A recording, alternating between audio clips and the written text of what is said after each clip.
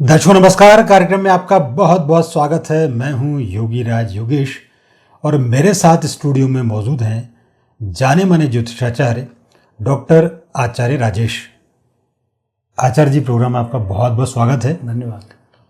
और मित्रों, इस समय पूरी दुनिया में खलबली मची हुई है युद्धों को लेकर और तमाम मोर्चों पर अस्त व्यस्त सी स्थिति चल रही है पूरी दुनिया में।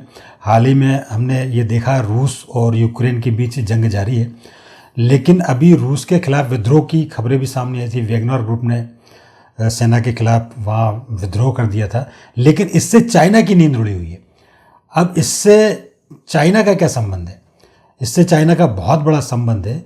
चाइना में भी ऐसे सैनिक विद्रोह के आसार बन रहे हैं और पिछले कुछ दिनों से वहाँ के सैन्य गतिविधियों पर नज़र डाली जाए तो वहाँ भी तख्ता पलट के संकेत मिल रहे हैं। दूसरे इतर और भी बात करें ये सुपर पावर की, रूस, अमेरिका और चाइना की, चाइना नंबर 1 पर आने की स्थिति में जी तोड़ मेहनत कर रहा है, लेकिन स्टार्स ऐसे संकेत दे रहे हैं कि चाइना बहुत जल्दी तबाही और बर्बादी की कगार पर पहुंचेगा।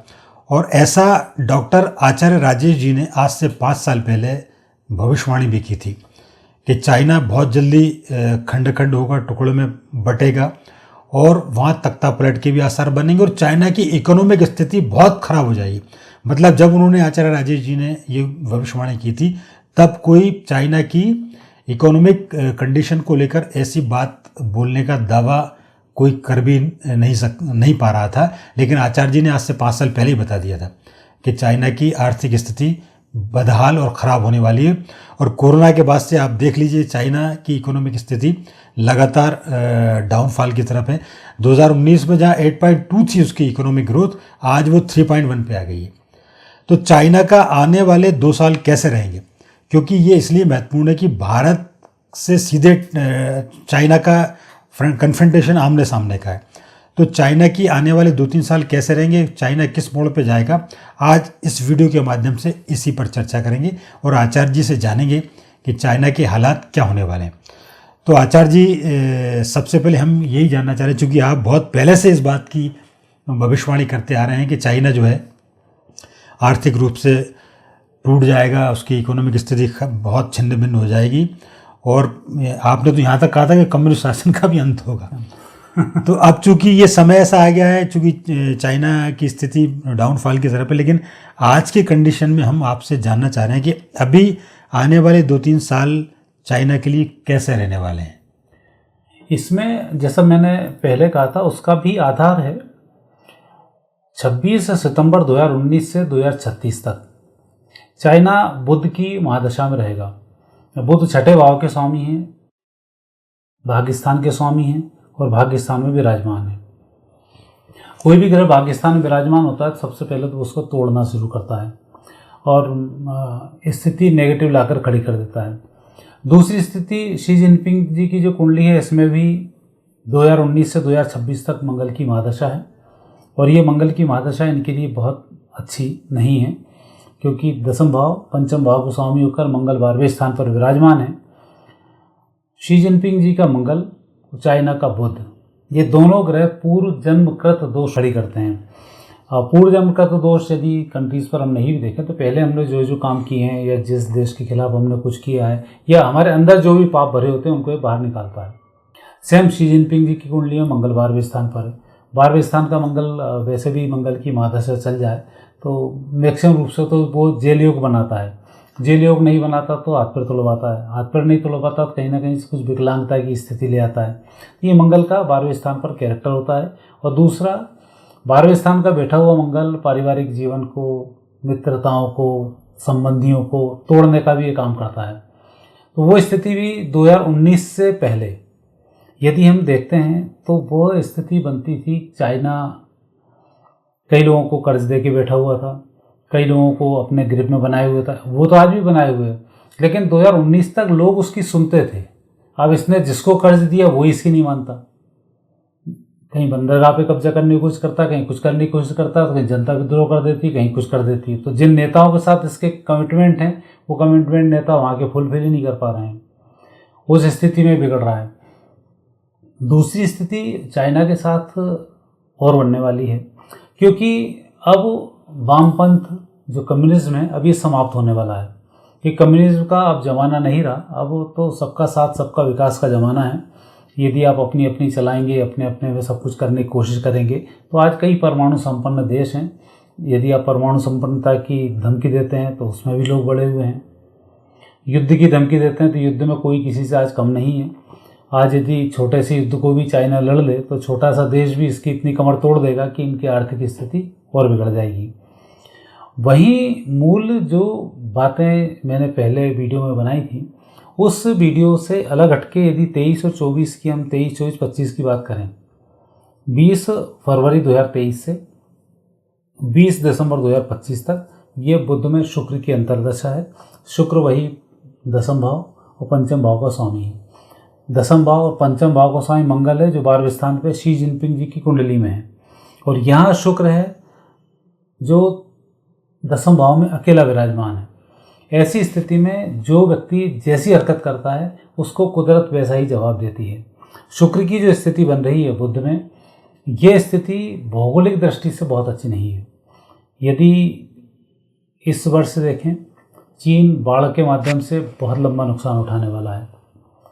केमिकल रिएक्शंस की बात करें, क्योंकि शुक्र का केमिकल में बड़ा संबंध होता है, तो जिस प्रकार से रोग कोरोना और जगह से तो चला गया लेकिन चाइना से जा ही नहीं पा रहा है, ऐसे और वायरस अब फिर चाइना को परेशान करने वाले हैं। आर्थिक रूप से टूटना परेशान करेगा, क्योंकि शुक्र का संबंध फैक्ट्रियों से और धन से भी है, तो आर्थिक रूप से भी ये टूटेगा। और आप 2019 के बाद लगातार देख भी रहे हैं, जैसे ही बुध प्रारंभ हुआ है इसके व्यावसायिक संबंध कई देशों से छूटते जा रहे हैं। आज ठीक है, कुछ लोगों से इसके संबंध हैं, लेकिन अब वो 2023 से और कमज़ोर हो रहे हैं, 24 आते आते और कमज़ोर हो जाएंगे। तो आने वाले समय में वहाँ भी इसकी स्थिति बहुत अच्छी नहीं रहेगी। आचार्य जी, आप वैसे बिल्कुल ठीक कह रहे हैं, क्योंकि जो संकेत जिस प्रकार के मिल रहे हैं, आपने कंपनियों की भी बात की, तो पिछले 1.5-2 सालों में करीब 300 से ज़्यादा कंपनियों ने या तो अपना कारोबार वहाँ बंद कर दिया है या कारोबार छोड़ दिया है, वहाँ पे कम कर दिया है। तो चाइना की स्थिति तो खराब है, लेकिन 2-3 बात और ये जानना चाह रहे हैं कि चाइना ये जो जिस तरीके का वार की जो तैयारी कर रहा है, वार की दृष्टिकोण से ये बताइए कि चाइना युद्ध की पोजीशन में किस हालत पर पहुंचने वाला है, क्योंकि उसकी विस्तारवादी जो नीति है वो भारत को ही नहीं बल्कि दूसरे देशों को भी परेशान करती है। इसकी विस्तारवादी नीति का तो अब आप भूल जाओ। 2019 तक जो इसने विस्तार कर लिया वो कर लिया, अब ये विस्तार नहीं हो पाएगा और लगातार ये डाउन चला जाएगा। अब तो एक स्थिति देशों के बीच में बड़ी विचित्र होती है, तो ऐसे समय में देश के जो हुक्मरान होते हैं ये उस देश को युद्ध में थोप देते हैं।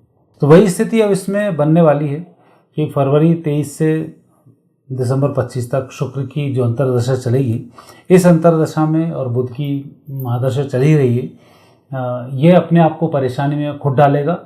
और दूसरी स्थिति, चूँकि उद्योग धंधे टूट जाएं, बेरोजगारी वहाँ बढ़ जाए, कम्युनिज्म शासन है तो हर व्यक्ति की स्थिति बहुत अच्छी होती नहीं, क्योंकि हिंदुस्तान में तो जो शासन है उसमें यदि 10 साल कुछ भी नहीं मिलेगा तो भी हिंदुस्तान में नेगेटिव स्थिति नहीं बन पाएगी, ऐसा लोकतंत्र है। पर वहाँ के जो कम्युनिज्म है, तनख्वाह ज़्यादा होती नहीं है, लोग परेशान रहते ही हैं, सरकार के खिलाफ 24 घंटे बैठे होते हैं, तो कभी भी वहाँ पर गंभीर विद्रोह हो सकता है। उस विद्रोह का दबाने में इनकी हालत ख़राब हो जाएगी। यदि युद्ध लड़ने की कोशिश की तो युद्ध थोड़ा भी नेगेटिव होता है, तब भी इनकी स्थिति बहुत बेकार होगी। और 7 दिसंबर 2023 से मंगल में शुक्र चलेगा शी जिनपिंग जी को। उनकी जो चंद्र कुंडली कहती है कि जो उनका शुक्र है ये बहुत अच्छी स्थिति में नहीं है, तो दिसंबर 23 के बाद तो ये बहुत ही गलत निर्णय लेंगे जो इस देश के लिए बहुत घातक सिद्ध होंगे, और ऐसे समय में ये खुद अपने देश को परेशानी में डाल देंगे। ये स्थिति इसमें बड़ी क्लियर दिखाई देती है। और आर्थिक रूप से जहाँ तक टूटने का संबंध है, तो अभी जैसे तैसे जीडीपी अभी 3.2 तक आई भी है, आने वाले समय में ये उस स्थिति में भी नहीं रहेंगे। इसका जो इम्पैक्ट सिर्फ इंडिया के ऊपर ये पड़ेगा कि जब इसकी स्थिति बिगड़ेगी तब ये अपनी स्थिति को सही करने के लिए भारत के खिलाफ जो षड्यंत्र विपक्षी दलों के साथ मिलकर, जो षड्यंत्र यहाँ के वामपंथियों के साथ मिलकर, और जो षड्यंत्र यहाँ के नेगेटिव जो राष्ट्र विरोधी ताकतें उनके साथ मिलकर जो भारत के खिलाफ षड्यंत्र रचेगा, उससे भारत को सावधान रहने की बहुत आवश्यकता है। मैं तो शुरू से बोलता हूँ कि ना तो परमाणु बम पाकिस्तान के पास है, वो चीन का बम है। ना आतंकवाद पाकिस्तान फैलाता है, वो चीन फैलाता है। और आपने देख भी लिया कि वो अपराधियों को, जितने आतंकवादी उनको बचाने का काम कर रहा है, तो आपको समझ में आ जाना चाहिए कि वो आतंकवादी किसके पाले पोसे हुए हैं। तो ऐसी स्थिति अब यहाँ पर लाकर वापस वो खड़ी करेगा। तो ये जो नेगेटिव स्थिति इसमें दिखाई दे रही है, ये लगातार नेगेटिव होगी, पॉजिटिव नहीं होगी। और चूंकि इसमें स्थिति नेगेटिव बहुत है, इसलिए पॉजिटिव कहने की स्थिति बहुत अधिक इसमें बन भी नहीं पा रही है। तो ये जो दोष हैं वो इस तरीके के दोष हैं जो आगे लगातार बढ़ते रहेंगे। अच्छा आचार्य जी, एक बात है, चाइना ने मतलब भारत के कॉन्टेक्स्ट में बात की जाए तो भारत की घेराबंदी चारों तरफ से कर रखी। मतलब पाकिस्तान में वो घुसा है, पाकिस्तान को कर्ज दे के उसकी सड़क और तमाम तरह के पोर्ट यूज़ कर रहा है। श्रीलंका का उन्होंने एक महत्वपूर्ण पोर्ट 99 ईयर्स के लिए लीज पे ले लिया है। तो ये जो घेराबंदी भारत के खिलाफ वो कर रहा है, दूसरी इसकी विस्तारवादी नीति, ये भारत को कितना मतलब भारत को डैमेज कर पाएगा कि उसके पहले खुद ही डैमेज हो जाएगा? देखो, व्यक्ति गड्ढे खोदता है, गिरता खुद है, ये भी कुदरत करती है। भारत के खिलाफ ये जो षड्यंत्र है ये आज से नहीं है, 1947 से, जब से अंग्रेजों ने भारत को आज़ाद किया तभी ये स्थिति निर्मित कर दी थी। भारत के इस प्रकार से उन्होंने टुकड़े किए थे, और भारत के जो टुकड़े हुए उन सबकी दुर्गति उस समय होना शुरू हो गई थी जब भारत आज़ाद हुआ था। और टुकड़े किए ही इसलिए थे कि अब ये भारत की जान खाना शुरू करेंगे। जैसे कश्मीर की एक ऐसी खास थी, पाकिस्तानी सीधे कश्मीर आते थे, कश्मीर में इंडिया में घुस जाते थे। आज बांग्लादेश से बंगाल में आते हैं, बंगाल से सीधे बिहार होते हुए फिर इंडिया में घुस जाते हैं। जो पाकिस्तानी भारत घूमने आता है वो वापस जाता ही नहीं है। अभी कुछ डॉक्टर्स आए जिनको राजस्थान सरकार ने मान्यता दी है, वहाँ से पढ़ के आ गए, यहाँ घुस गए और यहाँ करने लग गए। तो ऐसी जो घुसपैठ टाइप की हरकतें हैं, ये चीन भारत के खिलाफ लगातार कराता रहेगा, और उसमें परेशानी में खुद भी खड़ा होगा, दूसरे को भी खड़ी करेगा। तो ये जो नेगेटिव स्थिति इसमें बहुत सारी बन रही है, एक तो इसकी हरकतों के कारण ही टूटेगा। वामपंथ अब कभी भी सर्वाइव करने वाला नहीं है, इसलिए भी ये देश टूटेगा। और दूसरा, जब दूसरे के लिए गड्ढे खोदते हो तो खुद उसमें जा के गिरते हो, वो स्थिति भी इसमें निर्मित होगी। और आसपास के जितने भी भारत से लगे हुए क्षेत्र हैं, 2023 में भी आपने देखा श्रीलंका भूखों मरने की पोजीशन पर, पाकिस्तान को आप देख ही रहे हैं, अगले साल बांग्लादेश को भी आप भूखों मरते देखेंगे। नेपाल की स्थिति भी आपने बहुत अच्छी देखी, म्यांमार आज तक सैनिक शासन में ही जूझ रहा है। तो आसपास के जो देश हैं उनकी दुर्गति जिस तरह से हो रही है, तो भारत से टकराने की पोजीशन पर नहीं आएंगे। नहीं, आसपास तो चाइना भी है, तो इसकी दुर्गति कब होगी? चाइना की दुर्गति की तो हम चर्चा ही कर रहे हैं कि 2019 से डाउन जा रहा है जी। चूँकि इकोनॉमिक स्थिति बढ़ी है, इसलिए एकदम इस पर असर नहीं आ पा रहा है, क्योंकि वर्ल्ड की एक लार्जेस्ट इकोनॉमिक स्थिति वाला देश था और डेवलप्ड कंट्रीज में से था, और भारत से कई गुना आगे था। 2015 में यदि भारत और चाइना का कंपैरिजन करें तो किसी भी काम का नहीं था। भारत वहाँ कहीं टिकता भी नहीं था उसके सामने। जो भारत 14 के बाद स्थिति भारत की सुधरना शुरू हुई, चंद्र की महादशा जैसे ही 15 में शुरू हुई, 15 से 25 तक का भारत राजा है। और ऐसे समय में भारत कई देशों को, जैसे मोदी जी ने कहा, तीसरे नंबर की इकोनॉमिक स्थिति बनने वाली है हमारी, तो उस स्थिति में पहुंचने वाला है। जब तीसरा नंबर जाएगा तो स्वाभाविक है 2 लोग अभी वो लुढ़कें, क्योंकि अभी तो 5वें नंबर पे हैं, और ये आगे बहुत अधिक सर्वाइव करने की कंडीशन में ये नहीं आ पाएंगे। अच्छा आचार्य जी, आप बता रहे थे मंगल की महादशा में, तो ये तख्ता पलट की भी संभावना बनती है? हाँ, मंगल का तो विद्रोह से काम होता है, मंगल का जेल योग से काम होता है। मंगल में हाथ पैर टूट जाते हैं, याददाश्त चली जाती है, ये मंगल के जनरली ग्रह हैं। लेकिन जब यही महादशाएं व्यक्ति के, राजा के ऊपर चलना शुरू होती हैं, तो वहाँ विद्रोह आ जाना, ज़बरदस्त मानसिक तनाव हो जाना, आपकी योजनाएं फेल हो जाना, आपके अधिकारी आपके विरुद्ध खड़े हो जाना, और दुनिया भर के कोर्ट केस चल जाना। तो ये स्थिति यहाँ पर बनती है। बहुत अच्छी शी जिनपिंग जी की स्थिति इसमें नहीं, क्योंकि पिछले 2 महीने पहले से खबरें भी थी कि मतलब अपुष्ट खबरें थी कि उनको तो हाउस अरेस्ट कर दिया है, नज़रबंद कर दिया, और वहाँ के सैनिक शासन, सैन्य तानाशाह ने कब्जा कर लिया है। पर ये बाद में पुष्ट नहीं हो पाई, लेकिन स्थिति तो ऐसी बनती। एक चीज़ और आचार्य जी हम आपसे जानना चाह रहे हैं, चाइना में बीते कुछ दिनों में जो बड़ी बड़ी कंपनियां थी, चाहे वो कंप्यूटर बनाने वाली कंपनी हो, मोबाइल बनाने वाली कंपनी हो, कपड़े बनाने वाली कंपनी हो, जूते बनाने वाली कंपनी हो, ये बहुत सारी कंपनियां वह अपना कारोबार बंद कर रही हैं और उनका रुख भारत की तरफ है। बिल्कुल। तो एक तो ये, दूसरा चाइना और वियतनाम, इनमें भी क्या ऐसे टकराव की स्थिति बनती है क्या? चाइना के जिन जिन से संबंध है, ये सबसे टकराव की स्थिति इसकी बनना शुरू हो जाएगी। जो कॉम्पिटिटर चाइना के हैं, जैसे चाइना का ताइवान के साथ होता है, ताइवान की एक टेक्नोलॉजी है तो उसके लिए चाइना परेशान है। हांगकांग चाइना से अलग अपनी एक अलग इकोनॉमिक स्थिति को सुधार रहा था। जब से चाइना ने उसके ऊपर अतिक्रमण किया तब से हांगकांग की स्थिति बिगड़ गई। ऐसे ही वियतनाम की स्थिति बिगड़ रही है। जिस पर चाइना तो एक तरीके का वो जड़ है, जो अमरवेल है, जिस पे चढ़ जाती है उसी को नष्ट करना शुरू करती है। तो उस स्थिति में ये चल रहे हैं, तो वहाँ लगता जरूर है कि चाइना जीतेगा, कुछ करेगा, पर कुदरत अपना खेल खेले बिना नहीं रहती है, और कुदरत उस होशियार को उसी दंड से मारती है जिसका वो मास्टर होता है। तो आचार्य जी, सवाल बहुत सारे थे चाइना को लेकर, लेकिन लगातार अपन इस पे वीडियो बनाते जा रहे हैं, और आपने क्लियर संकेत दिए हैं कि चाइना आने वाले 2-3-4 सालों में कोई बहुत अच्छी पोजीशन में नहीं रहेगा। और एक चीज़ और मैं जानना चाह रहा हूँ, पूरे वर्ल्ड के कॉन्टेक्स्ट में चलते चलते एक सवाल लेना चाह रहे हैं, पूरे वर्ल्ड के कॉन्टेक्स्ट में इसकी क्या स्थिति रही, क्योंकि ये तो नंबर 1 बनने की इसकी इच्छा भी है, चाहत भी, और इसके ऐसे कदम भी, विस्तारवादी नीति भी इसकी, तो ये क्या वहाँ पहुँचेगा क्या कभी? ये इनकी प्लानिंग तो जिस तरह की ये है, सबसे पहले तो जो व्यक्ति आगे बढ़ना चाहे उसे सबसे पहले अपने परिवार को खुश रखना याद होना चाहिए। यदि आप दुनिया की इकोनॉमी पावर बनने वाले हैं, दुनिया में आप नंबर 1 बनने वाले हैं, तो आपके अपने अड़ोस पड़ोस से संबंध अच्छे होना चाहिए, तब आपकी तरक्की होती है। यदि अड़ोस पड़ोस से संबंध अच्छे नहीं और आप सोचे बाहर जाके बहुत कुछ कर जाएं, तो घर का भेदी लंका ढाए वाली बात होती है। तो इनके जो आसपास के ही देश हैं, यही देश इनका विद्रोह करके यही इनके विद्रोह खड़ा करेंगे और यही स्थिति इनकी बिगाड़ देंगे। और यही कारण है कि हांगकांग भी जब अब नेगेटिव पोजीशन पर आएगा तो उसको नहीं संभाल पाएंगे। हांगकांग को देखते हुए विद्रोह और तेज़ी से होना शुरू हो जाएगा, और ये स्थिति जैसे ही जरा सा ताइवान से युद्ध लड़ना शुरू हुआ, वैसे ही स्थिति नेगेटिव होना इसमें शुरू हो जाएगी और बहुत बुरी पोजीशन पर आएगा।